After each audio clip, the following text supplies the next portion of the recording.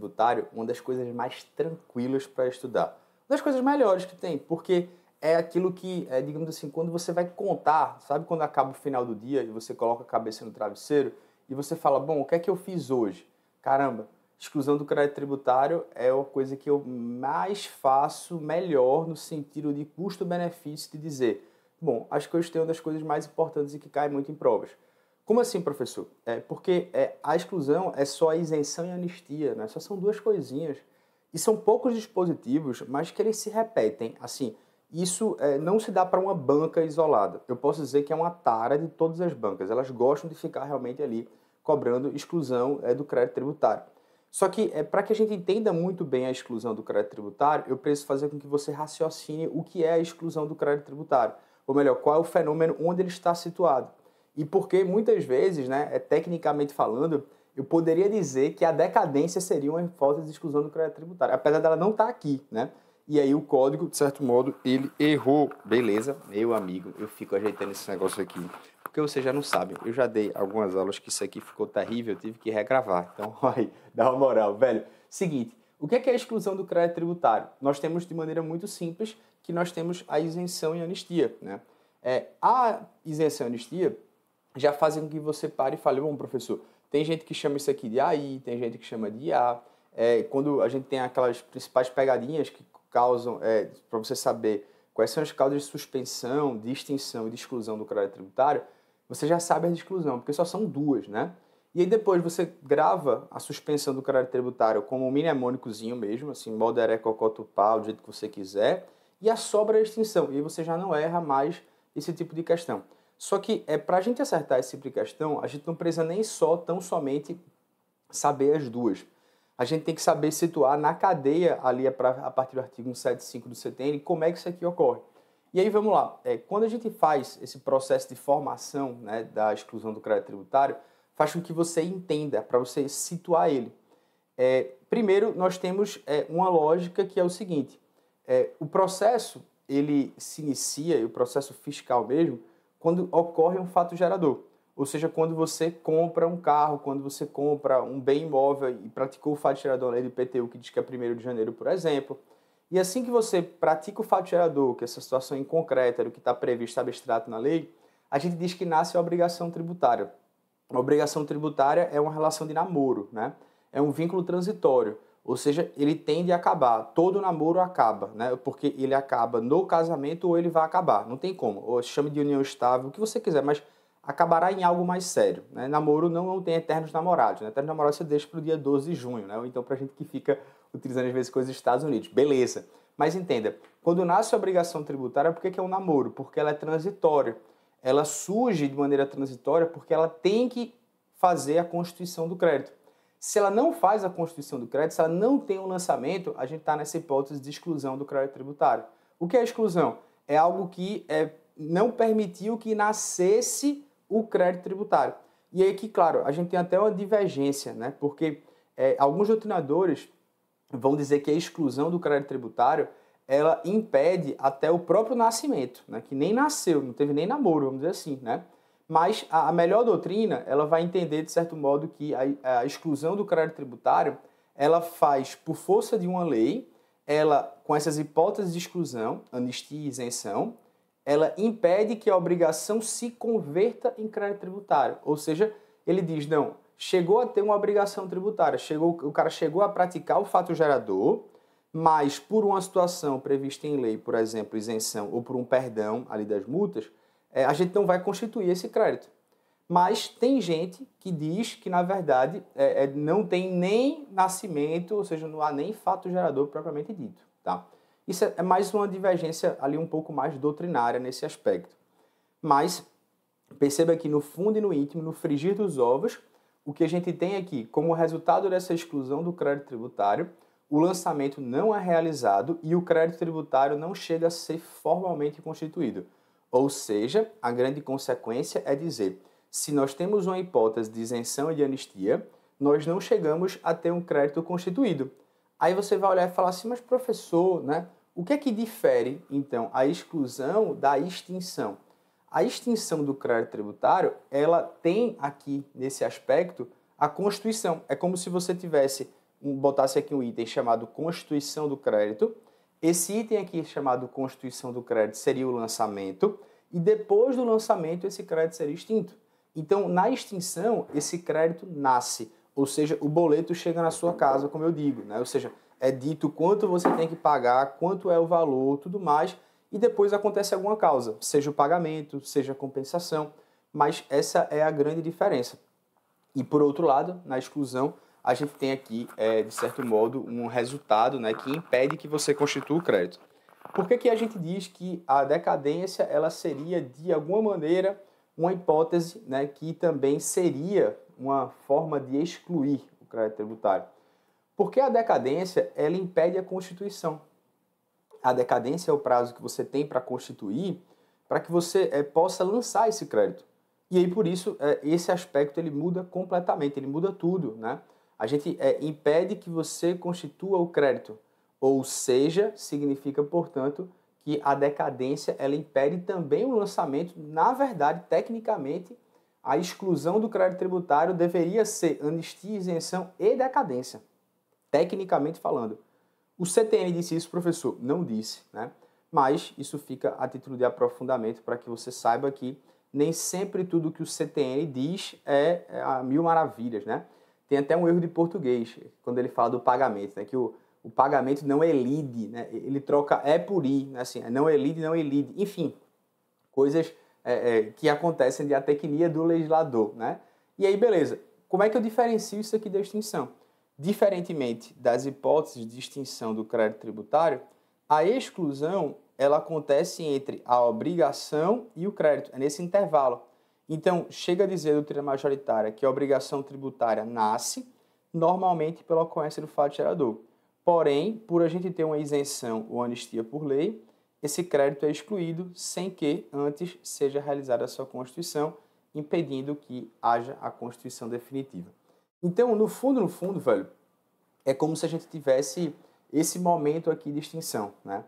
A gente nasce a obrigação, a gente exclui o crédito e depois teria a Constituição. Ou seja, é como se a exclusão do crédito tributário ela está situada no meio, entre nascer e entre constituir. Porque isso aqui é uma causa que impede isso aqui. Quando se nasce uma obrigação tributária, se você pratica o fato gerador, e a gente diz que, olha, aconteceu uma causa de exclusão, você pressupõe que, na verdade, não constituiu o crédito. Você pressupõe que, na verdade, não houve constituição, você não recebeu esse boleto, vamos dizer assim. Professor, isso aqui é um pouco contraditório? Às vezes tem, mas eu estou falando de doutrina majoritária. Em direito tributário tem muitas doutrinas, né? E o mais importante é a gente saber a perspectiva do CTN e também saber que a exclusão do crédito tributário ela não está somente no CTN. A exclusão do crédito tributário ela também tem um respaldo constitucional, né? O artigo 150, parágrafo 6º da Constituição Federal, ele até vai dizer uma coisa bem interessante, né? Que quando a gente vai estudar benefício fiscal, a gente sempre vê isso aqui, que é o quê? É a ideia de ter por convicção que qualquer tipo de benefício fiscal, seja ele, de certo modo, um subsídio, uma isenção, ele vai ter que ser feito por lei específica, tá? Então, perceba que quando a gente fala de uma anistia, quando a gente fala de uma isenção, eu estou falando de algo que precisa ser feito também por lei. Então, aqui é mais uma concepção para você entender a lógica. Por que eu preciso de lei específica, né? Esse dispositivo ele acaba exigindo que isenção ou anistia seja feita por meio de lei específica. E essa exigência dá transparência e dá controle democrático na concessão de benefícios fiscais. Então, a lei específica, isso concretiza também a transparência, isso também concretiza, de certo modo, um controle democrático. Mas, quando a gente estava estudando o princípio da legalidade e benefício fiscal, eu disse mais uma outra coisa que é muito importante, que na prática as pessoas elas não estão atentas a isso, que é o quê? A ideia desse benefício fiscal, ele também tem um teor, vamos dizer assim, de aprofundamento sobre por que é uma exclusão do crédito tributário, eu tenho que interpretar ele de maneira um pouco mais global. Isso é muito comum, por exemplo, uma determinada categoria diz, olha, os técnicos judiciários eles estão isentos de pagar IPVA. Aí os analistas, aí os oficiais de justiça, eles falam, olha, já que eles não pagaram IPVA, eu também não quero pagar, né? Então, não pago os técnicos, não pago os analistas também. Mas, ora, veja que coisa cuidadosa, né? Porque a gente tem que interpretar toda a hipótese de exclusão do crédito tributário de maneira literal. O artigo 111 do CTN, e exatamente a lupa é mais ou menos assim, rapaz, é difícil. Quando a gente olha uma exclusão do crédito tributário, senhores, e é isso que eu quero que você perceba, nós precisamos olhar com aquela dedicação de dizer, velho, peraí, somente está aqui isso, não quero enxergar mais do que está aqui. Ou seja, o artigo 111 do CTN, e isso cai muito em prova, até trouxe uma questão aqui, ele fala, olha, se você quer dar um benefício fiscal, feito a isenção e a anistia, deve ser feito de maneira literal. Ou seja, se o benefício é tão somente para os técnicos judiciários, tão somente eles que terão esse benefício fiscal. Eu não posso pegar algo para os técnicos judiciários e dar para os analistas. Por quê? Porque nós temos aqui uma interpretação dita pelo artigo 111, inciso 1º do CTN, que vai falar, olha, deu algum benefício fiscal, interprete tão somente o que está aí, tão somente o que tem aí. Beleza? Show de bola? Dúvidas, senhores? Olha, é interessante, né? É interessante. Claro que a gente sempre tem algumas críticas, né? Claro que a própria definição do CTN ela não está isenta de críticas. E até trouxe aqui alguns quadros, digamos assim, que eles vão tratar sobre esse assunto, né? Vão falar, poxa, não faz sentido você afirmar que primeiro você tem uma norma tributária e só depois você vai ter isenção. O correto mesmo seria entender que impede o próprio nascimento, né? Tem gente que vai fazer uma crítica. Já na anistia, ele fala, poxa, a anistia também poderia incidir sobre créditos após a Constituição, né? Que acabaria sendo mais uma hipótese de extinção do que exclusão. E aí, veja, nesse aspecto, né, isso são aprofundamentos críticos de doutrinas. Doutrinas tem para todo lado. É mais um aprofundamento para você saber que existe. Professor, mas qual a aplicação prática, né? A aplicação prática da distinção entre isenção e anistia é que ela cai em provas e eu quero que você acerte. A distinção prática sobre saber a interpretação literal de isenção e anistia é porque cai muito em prova. A aplicação prática de a gente saber também que isso aqui vai fazer com que você pegue a prova e fale, rapaz, você não lembrou do que eu disse, eu vou ficar muito triste. Vou ficar muito triste, porque a gente sabe que para construir coisas sólidas exige tempo. E eu estou fazendo aqui, falando de isenção e anistia, final do CTN, para pegar a obrigação literal, interpretação literal, artigo 111, e para pegar também as obrigações acessórias que estão no artigo 175, que toda vez pessoas confundem. Porque quando eu estou dispensado de pagar tributos, eu estou dispensado de pagar uma obrigação tributária principal. Mas o artigo 175, tal como na suspensão, tal como na extinção do crédito tributário, dirá, olha, o que você está excluindo é a obrigação tributária principal, mas você não está excluindo a obrigação acessória. Ou seja, a exclusão do crédito tributário não dispensa o cumprimento de obrigações acessórias que sejam dependentes da obrigação principal ou não, né? Então, a grande questão só é que você saiba que a obrigação acessória ela tem uma natureza autônoma em detrimento da obrigação tributária principal. Ou seja, significa que, mesmo que o contribuinte seja beneficiado de uma isenção de anistia, ele ainda tem que cumprir os deveres instrumentais, como emitir nota fiscal, como apresentar livros contábeis. Beleza? Qual é a existência justificativa disso? A questão é justamente porque nós temos duas razões principais. A obrigação tributária principal, ela em tese, né, quem defende que ela aconteceu, e a corrente é essa, quem defende que temos a obrigação tributária e não temos crédito, a obrigação tributária ainda existe. Você só não tem que pagar propriamente dito.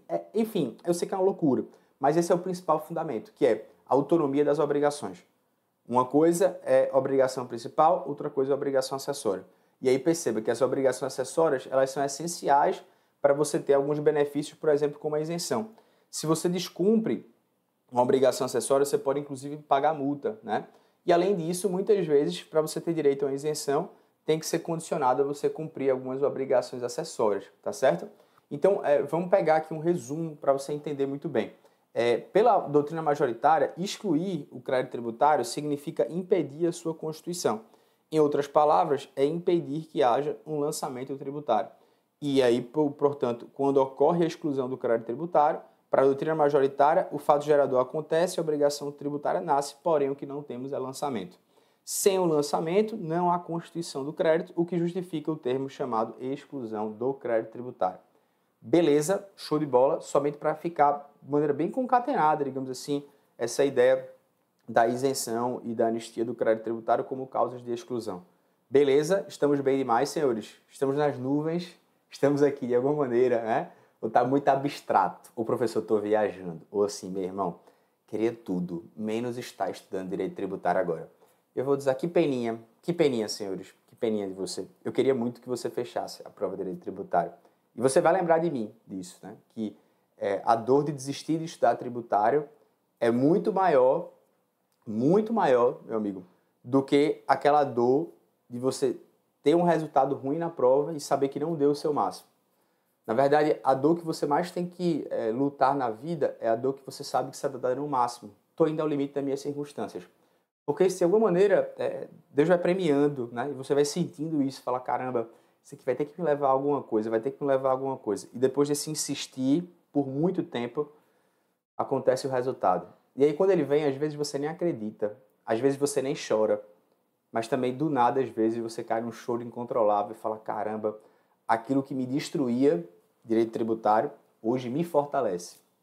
Aquilo que me destruía, direito tributário, né? Eu chorava ao estudar ICMS, falava, isso aqui é horrível e tal. Hoje eu dou aula. Olha só, que, né? Sem nem como explicar, mas eu tô contigo e vamos até o fim. Bora lá.